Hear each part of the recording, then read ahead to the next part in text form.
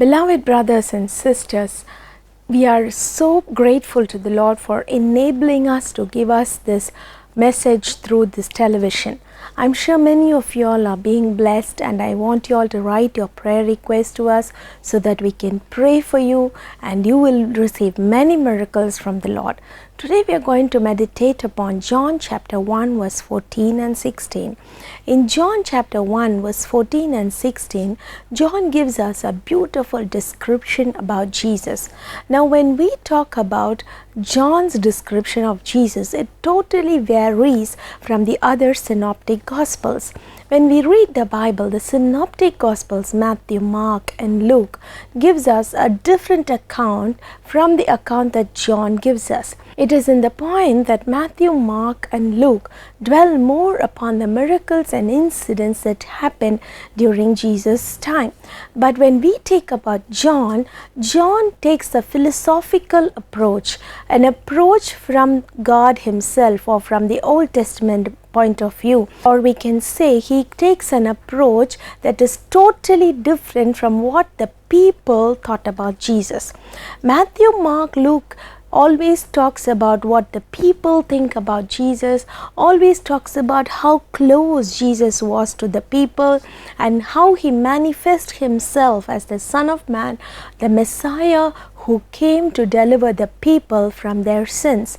However, John starts with a very beautiful, a very unique approach to the description about Jesus. He talks about creation from the beginning, and he talks about the divinity of Jesus in a very, very beautiful angle with a very beautiful view to it. And this verse also talks about the divinity of Jesus. John chapter 1 verse 14 and 16. The Word became flesh and tabernacled among us. It is through him we know grace and truth. It is through him that grace and truth was manifest in this world. And in 16 he goes on to say, it is through his fullness, it is by his fullness that we receive grace after grace. My beloved people, when we talk about Jesus, we talk about him as a baby born by the power of the Holy Spirit, as God himself who came to dwell among men, and then he resurrected and went to heaven, and he seated in heaven as the eternal judge, the eternal king.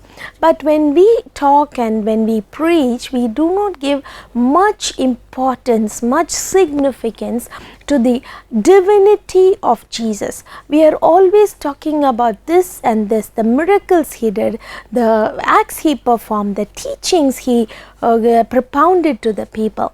But when we talk about it from the angle of John, we will be understanding the greatness of Jesus himself, the greatness, the fullness of Jesus. That is why John says everything that was made through him and for him. There was nothing that was made without him. And the Word was there right in the creation.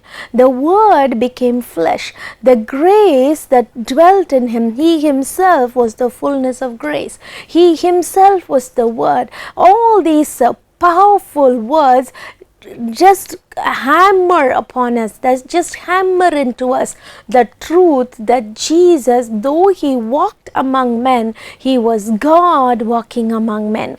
God, the supreme authority who walked among men and revealed himself to men. What a great and what a great astonishing blessing that we have received. My dear friends, Jesus is not to be considered as an infant. Jesus is not to be considered still as a baby, still as a preacher, still as some prophet who came to this world and then went away. It is not like that. Jesus is God himself. God who dwelt among us. And John goes on to say, he dwells among us as the Word, and he was full of grace and truth. The fullness of grace was manifest in him. What is this fullness of grace? Okay, what is grace itself? What is grace? Many people suggest that grace is more or less mercy. Maybe colloquially we can talk about it that way. Grace might be equal to mercy, but actually Actually, grace means undeserved favor, undeserved mercy. You can give something to a beggar who looks very poor, who is in rags, who is unable to earn for himself. That means you have mercy on him. You are having mercy on him because he deserves your mercy. It is his right, or it is his worth that you can give something to him.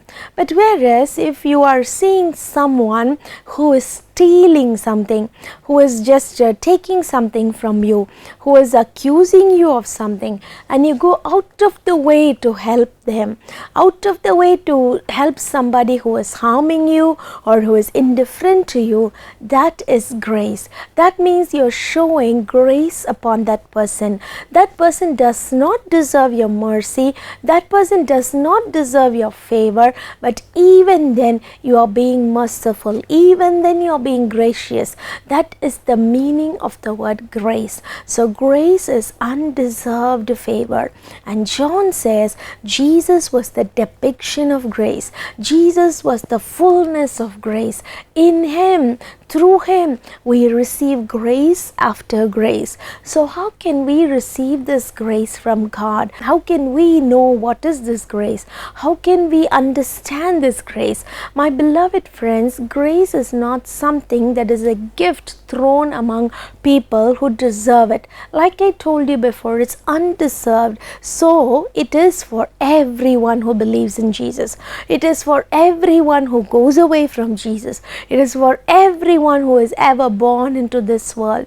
That's why Jesus came into this world. He did not want to create a religion. He was not born in this world to create a religion. He is not a man to create a sect or a particular group or of disciples. He came into this world to show to all the world, to all humanity, to all the people, whatever creed, race or religion they might belong, that he loves all of them. That is grace. He loves each and every one of us, whoever we might be, whatever we might be. Even though we reject Jesus, even though we say I don't want him, even though we say I don't have anything to do with Jesus, he loves you. That is grace. He cares about you. That is grace. And this grace is manifest to us in many, many different ways. We are going to talk about those ways today. The grace that is manifest through Jesus, first of all, is the grace that brings salvation to us, the grace that gives us redemption. My beloved friends, redemption and salvation, like I always tell you, is the greatest miracle that you can receive in this world. Why do we need redemption? Why do we need salvation? Because all of us have sinned and fallen short of the glory of God. Romans chapter 3 verse 23 says like that. We have all sinned, all of us, right from Adam to the last ever baby born in this world. Everyone has sinned. That is why the psalmist says, I was born in sin, I was conceived in sin. Why did sin come into this world? Many people say, no, I'm not a sinner, I am a good person, I'm a righteous person. Even though you are righteous in your sight, you might have done something that has angered God. You might have committed even small mistakes in your life that say that you are a person who has sinned. You are a person who has committed sin. We always say no man is perfect. Similarly, the Bible says if a man says I am without sin, he is deceiving himself and he is a liar. He is a liar because no one can say that he has not sinned. So when we commit sin, what does Jesus do? What does God do? He does not ask us to wipe away our sin by ourselves. He does not ask us, demand of us to give sacrifices. He does not demand of us to do something, give us penalty, give him penalty or something like that. He says, no, by my grace, when you come unto me, I give you this redemption. I give you this salvation. In Psalms 51 verse 17 to 19, David says, the sacrifices that you desire, O God, are a humble and a contrite heart. A broken and a contrite spirit you will not despise. Why does Jesus says that he is the only way to redemption, the only way to salvation? Because he alone has this grace, and this grace alone can redeem you. In Psalms 47 verse 7 to 9 we read, no man can give a redemption for his brother. No man can pay a penalty for the life of a brother. No man can redeem his brother's life from Sheol, from death, from hell. Why is hell destined for man? Why is Sheol destined for man? Because we have sinned. We have gone away from God, and that is why Satan wants to keep us in his clutches. Satan wants to keep us in his bondage. But the Lord Jesus says, by my grace you are saved. Ephesians chapter 1 verse 7, Ephesians chapter 2 verse 8 we read, you are redeemed by his blood through grace. You are redeemed by his blood. You are purchased by his blood through faith in grace. In grace, that is very, very important. Why is it important? Because it is not by your deeds that you are saved. However much you might commit, however much you might say, I have done this remission of sin, I have paid this penalty, I have paid the price, so my sin is washed away. It will never ever be washed away unless you come into the saving grace, the fold of Jesus.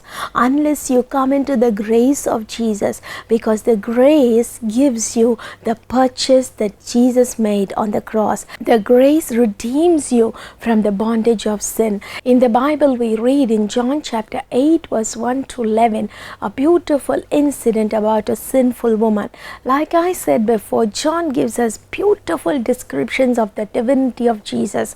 You can see that he never narrates many miracles in a short passages, but he even attributes one full chapter to a miracle. Like in John chapter 11, fully he talks about the miracle of Lazarus resurrected from death. But even there he says, he incorporates the divinity of Jesus, saying he is the way, the life, the resurrection, and even though if somebody dies, if he believes in me, he shall live again.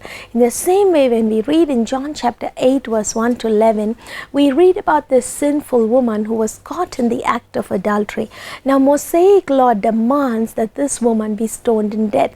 Nowadays it might be a partial event, or nowadays when we think about it, it might be a very cruel practice that demands that only the woman who committed the sin must die.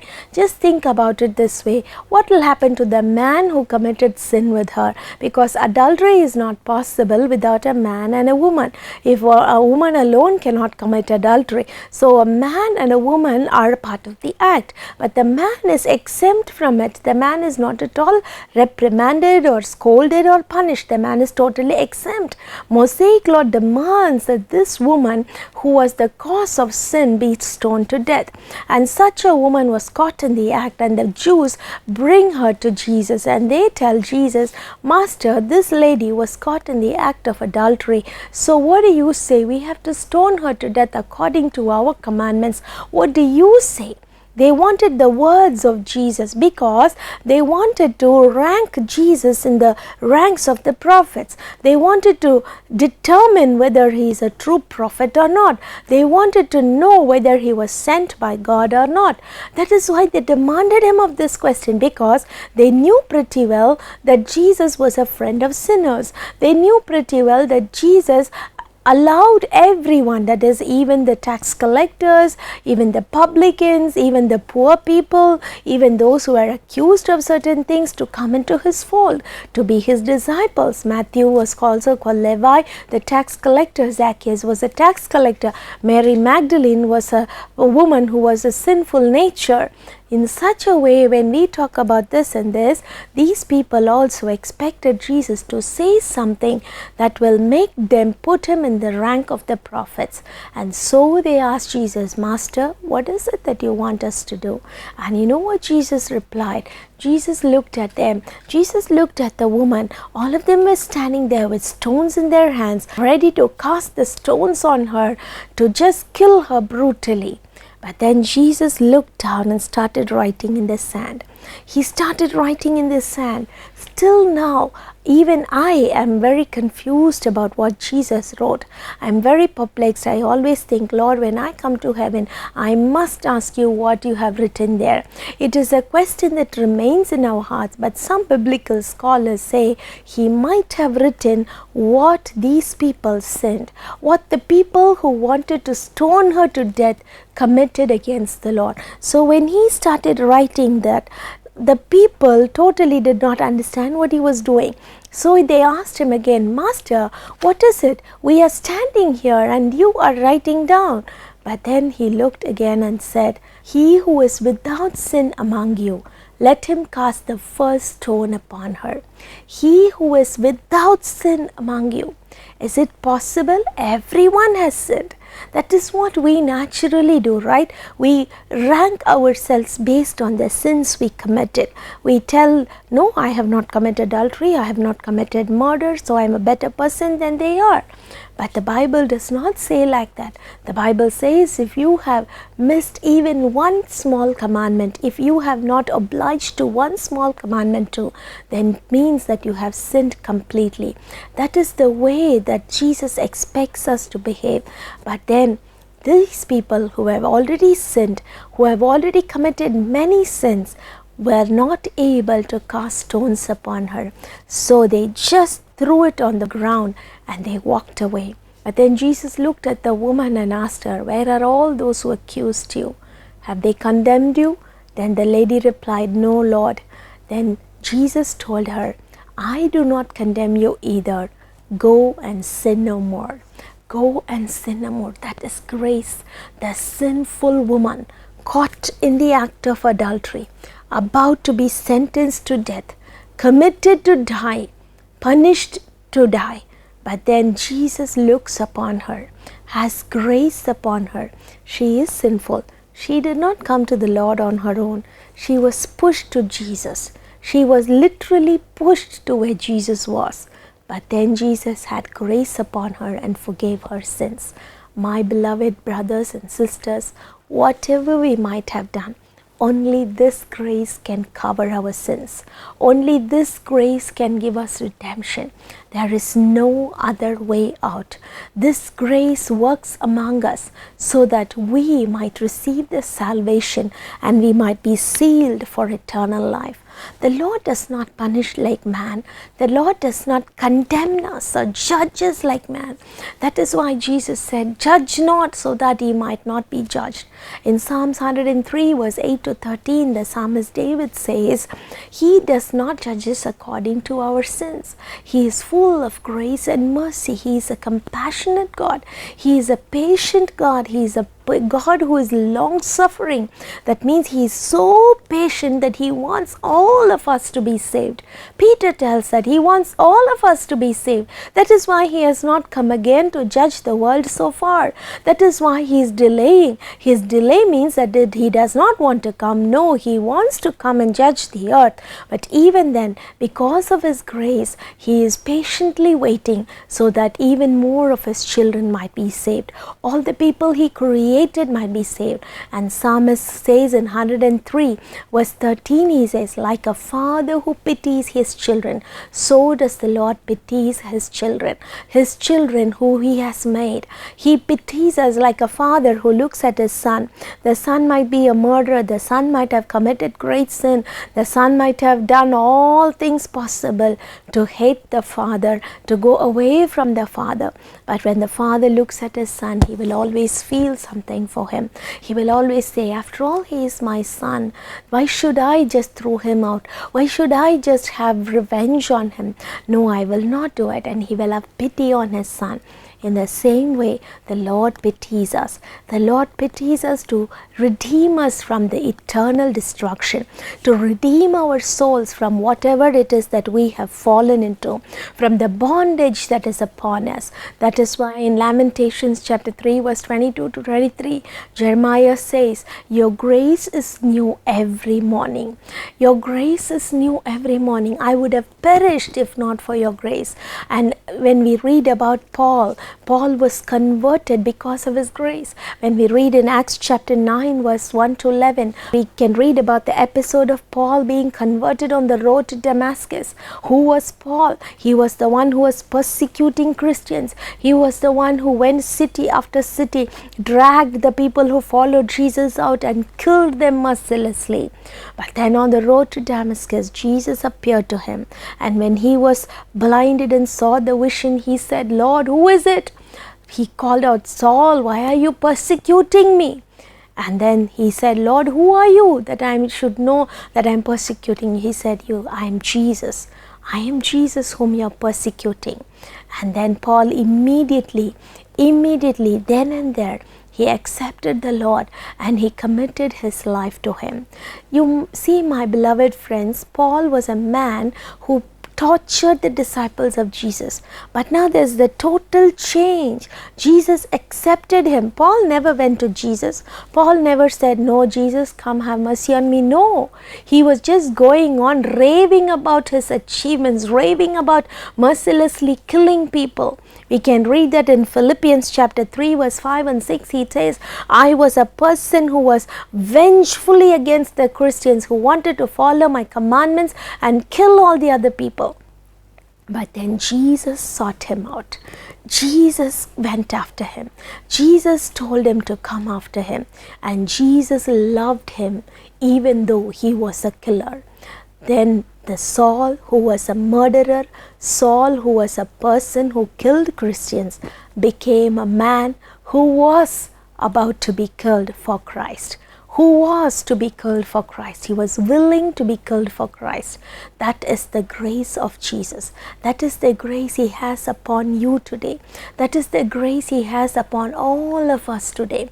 We might be wandering away from him. That is why in 2 Timothy chapter 1 verse 15, Paul says, the Lord Jesus came into this world to save sinners, of which I am foremost. Of which I am foremost. He was considering himself as the greatest sinner, as a sinner who cannot be redeemed. But the grace of Jesus was more upon him and redeemed him. Not only just a redemption to live a holy life, but a redemption to be used as a mighty apostle of God. My beloved friends, so think about this redemption and you will also receive this grace. You will also receive this grace. Like Jesus, don't condemn anybody. Don't judge anybody. Always think that the Lord can be gracious upon them too. The Lord can be gracious upon them too.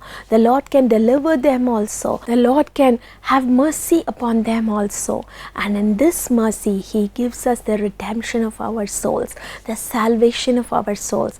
Many great servants of God have experienced this grace. Today, if you are going away from him, tell him, Lord, I accept your grace. I accept whatever I am and I come into your redeeming grace.